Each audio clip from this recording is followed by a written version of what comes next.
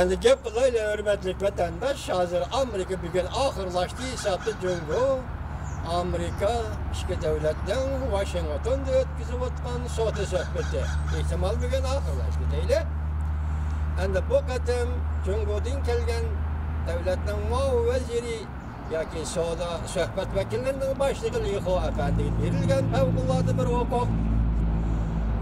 Xi Jinpingning favqulodda elchisi deydi. Demak, bugun Liho imzo qo'ydigan bo'lsa, Amerika Qo'shma Shtatlar bilan Jungo o'rtasida tuzilgan yuqoridagi shartlar qo'yilgan yoki qoidalar imzolangan kelishimga imzo qo'ydigan bo'lsa, demak, bu yerda hozir Xi Jinping o'zi imzo qo'ygan bo'ladi. Biz yuqorida ko'rib o'tdik vatandoshlar. Bu suhbat jarayonida bugun shunday xabar keldiki, Duvit orbiti nima dedi? Bu qatim suhbat deydi. Washingtonda Oqsaroyda yoki Oqsaroyning sirtidagi suhbat zalining Eisenhower, Amerikaning sobiq prezidenti Eisenhower ishxonasi yoki suhbat zalida o'tkazildi deydi. Endi buningda davlatlar o'rtasida bo'lib o'tgan munosabatlarning hammasida cho'qim bir simvollik xarakter bo'lishi kerak. Men shunday o'ylayman. Simvollik xarakter bo'lishi kerak. Bu qatim bu suhbatni Eisenhower nomidagi suhbat zaliga yoki suhbat ishxonasiga o'rnashtirganda, buning ma'nosi ehtimol Jungo bilan Amerika o'rtasidagi bu qatimgi suhbat Ikkinchi Dünya urushidan keyingi tunji qatim o'tkazilayotgan suhbat. Elaqa savdo urushi tarixda misli ko'rilmagan deb turgan boshda. Ikkinchi Dünya urushidan keyin Jungo bilan Amerika o'rtasida o'tkazilayotgan tunji eng muhim suhbat degan simvollik ma'noni berish mumkin. Yana bir tarafi, qiziq bir tarafi, men bunda faqat o'zimning gumon qilganligim, faraz qilganligim, qiyos qilganligimni vatandoshlarning oldiga o'tirib qo'yman, lekin naq fikr emas. Naq fikr emas, yoki reallik emas, bunday fikr. Bu qatam bu suhbat, ya'ni shu savdo suhbati, deyli yoki boshqa bir suhbat, Amerika Qo'shma Shtatlarining shu suhbat zaliga masalan, Endi Allah ahdi-nomusi tuzilgan suhbat zaliga o'rinlashtirilibdi. Buning ma'nosi nima? Savdo suhbati nemishki Endi Allah ahdi-nomusi tuzilgan saroyga o'rinlashtirildi. Buning ma'nosi nima vatandosh?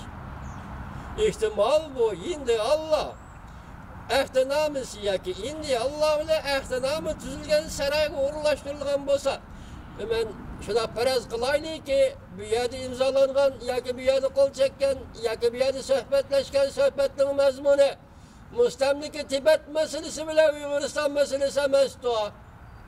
Men aldirab ketdimmi, ya hurmatli vatandosh? Savdo suhbati va yoki siyosiy suhbat bo'lsin, bu Endi Allah ahdi-nomusi tuzilgan saroyga suhbatni o'rinlashtirishning simvollik ma'nosi zoti nima? Suhbat mana shunday ketyapti deylik. Endi Amerika Qo'shma Shtatlar bilan Jungo o'rtasida. Endi siz bu suhbatning jarayonini qarang. Bugun 2-ayning 21, 22, 23 kunlari shu kunlar deylik. Ertalabdan 27-28 kuni 2 kun ichida Amerika Qo'shma Shtatlarining prezidenti Xoniga bordi. Vyetnamning poytaxti Xoniga borib, Chavshanning boshlig'i Kim Jong-un bilan suhbat o'tkazdi. Vyetnam Amerika munosabatining nima munosabat ekanligini bilasiz vatandosh. 20-asrning 60-70 ikki davlat o'rtasida shiddatli urush bo'lgan tarix bor edi. Oxirlashdi. Amerika xalqi Vyetnam urushini oxirlashtirdi. Qarangki, shu vaqtda Janubiy Vyetnam, Shimoliy Vyetnam deydigan ikki Vyetnam bor edi. Xalqaro jamiyat e'tirof qilgan ikki davlat bor edi. Vyetnam urushi oxirlashdi. Amerika Qo'shma Shtatlarining diplomatik siyosati va dunyoviy siyosatining ta'siri ostida oxiri ikki Vyetnam birlashdi. Tushundingizmi? Hozir Koreya oroli masalasi, Chavshan oroli masalasi. Xuddi shuning o'xshash ikki davlat bir rayon, ya'ni Koreya yarim oroli bir rayon. İki devlet, Koreya devleti, Çavşan devleti. Bugün endi ötken leksiyada sözlük Amerika Qo'shma Shtatlar hukumati Çavuşan hukumatini e'tirof qildi. Shungacha bo'lgan Arliqda hatta o'tgan yil 6-oyning 12-kuni Prezident Trump Singapurda Çavuşanning rahbari Kim Jong-un bilan ko'rishganda, taqa Amerika Qo'shma Shtatlari Çavuşan hukumatini hukumat davlat deb e'tirof qilgan emas. Men sizlarga leksiyada so'zildim. Intayin egri ish. Faqat tinchlik uchun Çavuşan yarım aralığın tinchlik uchun hozir leksiyada so'zlagandek Çavuşan yarım aralığını indi Tinch okean strategiyasining yoki Tinch okean Hindi Tinch okean siyosatining mazmuniga aylantirish uchun, ya'ni nima dedik? Ko'rik bashi istiqomiga aylantirish uchun agar shunday deyilsa, tahlil deyilgandek bo'lsa, Amerika Qo'shma Shtatlari bugun Çavuşanni Vyetnamga olib bordi degan. Tarixdagi ishki Vyetnam, bugungi ishki Çavuşan. Vyetnamda urush to'xtadi. Ikki Vyetnam birlashdi. Endi navbat Çavuşan bilan Koreyaga keldi. Bularni kunlarning birida birlashish kerak. Esinglarda bo'lsin-ki, hurmatli vatandosh, 1989-yil 11-oyning 9-kuni Berlin temi o'rildi. Yevropada ikki davlat bordi. Uning birisi G'arbiy Germaniya Federativ Cumhuriyati. Uning birisi Sharqiy Germaniya Sotsialistik Cumhuriyati. Bir Germaniya ikkiga bo'lingan edi. Bir Berlin shahri ikkiga bo'lingan edi. Reagan, Prezident Reagan, sobiq Prezident Reagan 1987-yili 16-oyning 12-kuni Brandenburg shahrida yoki Brandenburg ko'chasi so'zlagan nutq bilan butun Yevropani, butun dunyoni zilzilaga soldi. Hatta şu vaqtda Oqsaroydagi xizmatdoshlari ham bu nutqdan cho'chib ketdi. O'ylamagan edi. Prezident Reagan shunday qildi deb Oqsaroyda o'ylagan bir odam bo'lgan emas. O'ylamagan edi. Cho'chib ketgan. Tarixdagi voqealar shuning ishiningki, mana shunday tuyuqsiz voqealar bilan boshlanadi. Va yoki tarixdagi voqealar, tarixdagi o'zgarishlar ishiningki, mana shunday tuyuqsiz yuz bergan voqealar bilan oxirlashadi. Bugun endi Prezident Trump Vyetnamga ketyapti. Xitoyda Kim Jong-un bilan ikkinchi qatimliq suhbat o'tkazdi. Ehtimol bundan keyin ikki davlat Amerika bilan Çavuşan o'rtasida diplomatik munosabat bormoqda. Xo'sh, agar Çavuşan bilan Koreya birlashadigan bo'lsa, nima ish yuz berdi? Xuddi ishga Berlin birlashganda yuz berganda. İşki Berlin birleşkende, işki Germaniya birleşkende Yalta sistemisining Yevropa stratejisi bitchit bo'ldi, gumron bo'ldi. Dunyoning g'arbida yoki Yevropa qismida. Endilikda shininglarga Çavuşan bilan Koreya birlashadigan bo'lsa, Yalta sistemisining Yiroq Sharq stratejiyasi ham Osiyoda, Shimoliy Osiyoda gumron bo'ladi. Bu birlashish qachon men buni aytib bermayman.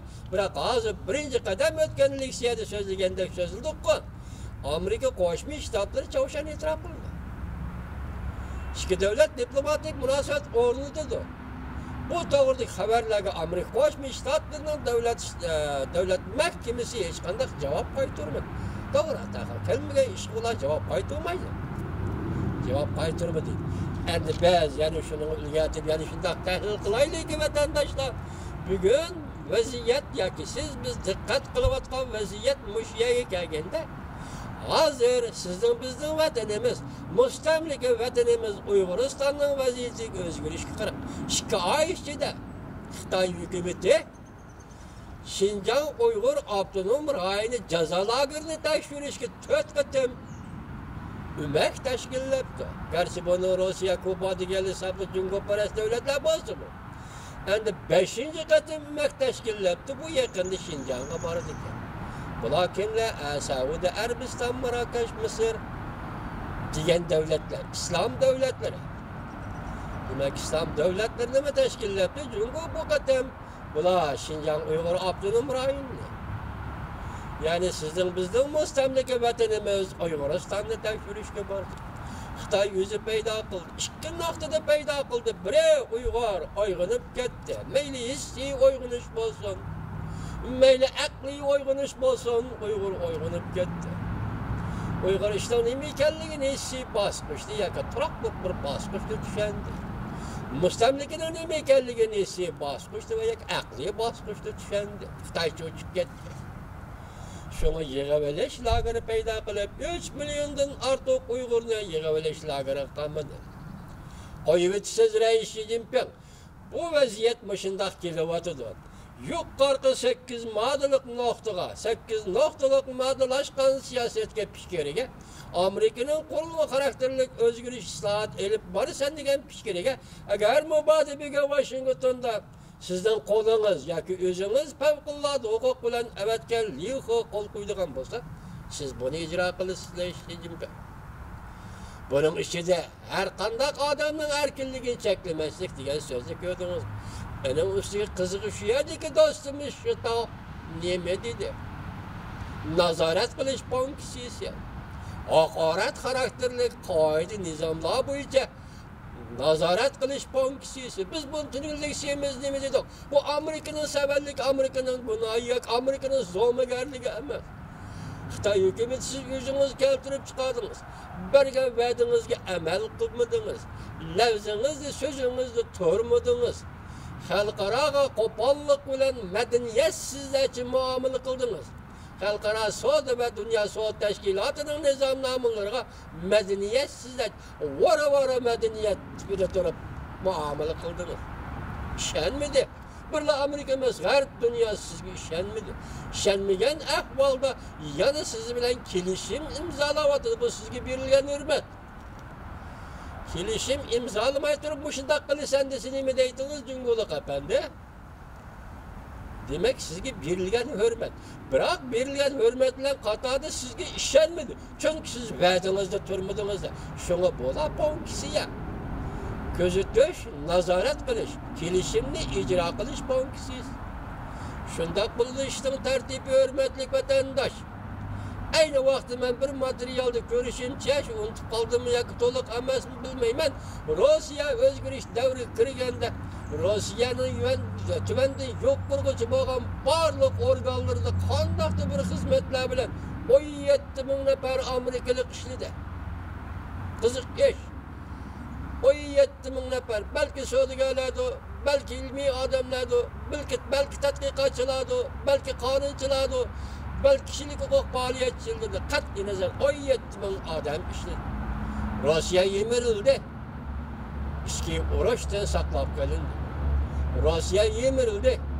Tinch yo'l bilan yemirildi. Bugun biz Amerikaning va Jungo'da faoliyat qilayotgan